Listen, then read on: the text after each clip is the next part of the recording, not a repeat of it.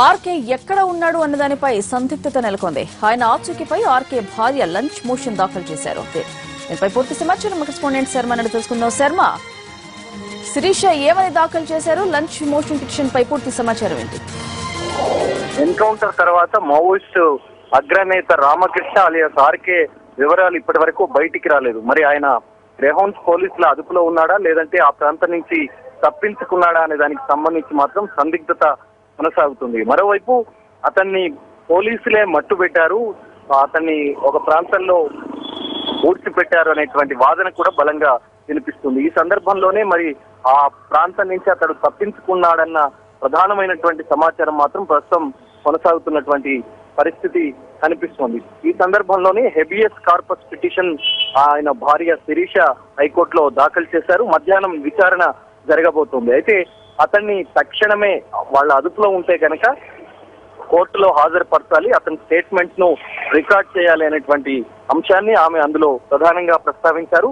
మరోవైపు ఆయన ప్రాణానికి హాని ఖచ్చితంగా ఉంది. ఏ క్షణంలోనైనా పోలీసుల అదుపులో ఉన్నటువంటి ఆర్కేను మట్టు పెట్టేటువంటి అవకాశం కనిపిస్తుంది. కాబట్టి వెంటనే అతన్ని కోర్టు ముందు హాజరుపరిచేలా పోలీసులను ఆదేశించాలంటూ ఏబిఎస్ కార్పస్ పిటిషన్ లో పేర్కొన్నారు. ఇందులో ప్రతివాదులుగా డీజీపీ, గ్రేహౌండ్స్ చీఫ్, అలాగే ఆంధ్రప్రదేశ్ ప్రభుత్వాన్ని ప్రతివాదులుగా చేర్చారు. మరి వాళ్ళు మధ్యాహ్నం 2:30కి ఏ విధమైనటువంటి సమాధానం కోర్టుకు ఇస్తారనేటువంటిది చూడాల్సి ఉంది. ఆ తర్వాత వాదనల తర్వాత కోర్టు ఏం చెప్తుందనేటువంటిది ఆసక్తికరంగా మారింది.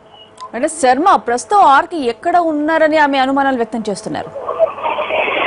ఎన్కౌంటర్ జరిగిన రోజున అతడు గాయపడ్డాడు, బాగా పోలీసుల తూటాలకు గాయపడి ఆ ప్రాంతంలో ఉన్నాడు అనేటువంటి విషయాన్ని అక్కడి నుంచి తప్పించుకున్నటువంటి ఓ మావోయిస్టు ఇచ్చినటువంటి సమాచారం. దాని ఆధారంగానే అతడు ఆ ప్రాంతంలో ఉండి పోలీసులకు చిక్కాడు అనేటువంటి వాదన బలంగా వినిపిస్తోంది.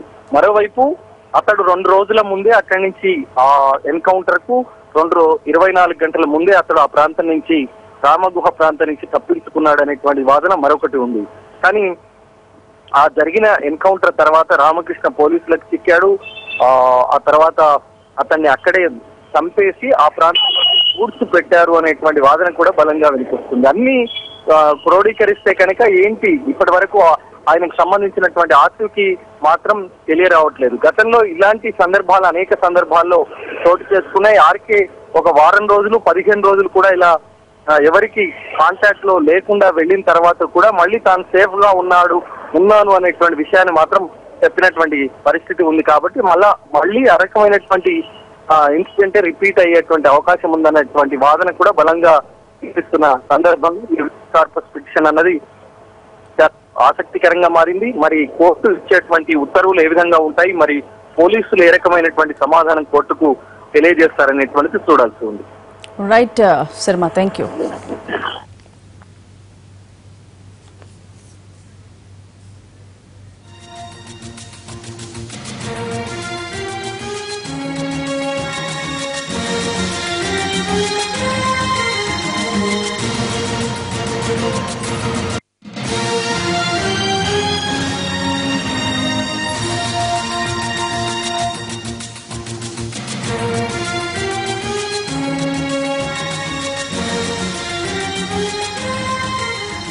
మల్కన్గిరిలో 12 మంది మావోయిస్టుల మృతదేహాలకు పోలీసులు ఖననం చేశారు. ఈ నెల 24న ఏఓబీలో ఎన్కౌంటర్ జరిగిన మృతదేహాలకు ఖననం చేశారు. ఈ మృతదేహాలను తీసుకెళ్లేందుకు వారి కుటుంబ సభ్యులు ముందుకు రాకపోవడంతో పోలీసులు నిబంధనల ప్రకారం ఖననం చేశారు. దీనిపై మరింత సమాచారం మా కరెస్పాండెంట్ రవిచంద్ర అందిస్తారు. రవి, మృతదేహాల ఖననం ఎప్పుడు జరిగింది? వారి కుటుంబ సభ్యులు ఎందుకు రాలేదు?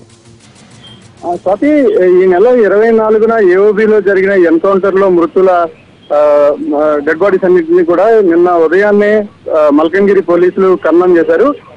నిబంధనలకు మేరకు పోస్ట్ మార్టం జరిగిన 72 గంటల తర్వాత మృతదేహాలకు ఖననం చేయొచ్చని ఉన్న గైడ్ లైన్స్ ఆధారంగానే ముందుగానే పోయిన గురువారమే ఈ మృతదేహాలన్నింటినీ కూడా పూర్తి చేయాలని కూడా నిర్ణయించినప్పటికీ కటాఫ్ ఏరియాలో ఇటు ఆంధ్ర ఒరిస్సా సరిహద్దులో ఉన్న కటాఫ్ ఏరియాతో పాటు ఛత్తీస్గఢ్ అటవీ ప్రాంతంలో ఉన్న కొన్ని గ్రామాల ప్రజలకు సమాచారం అందలేదన్న ఉద్దేశంతో నిన్నటి వరకు కూడా మృతదేహాలను ఉంచారు. అయితే ముందు శనివారం రోజే ఖననం కార్యక్రమాలన్నీ ముగిస్తారని చెప్పినప్పటికీ నిన్న ఉదయాన్నే గుర్తుకెప్పుడు కాకుండా మల్కన్గిరి పోలీసులు కార్యక్రమాన్ని ముగించేశారు.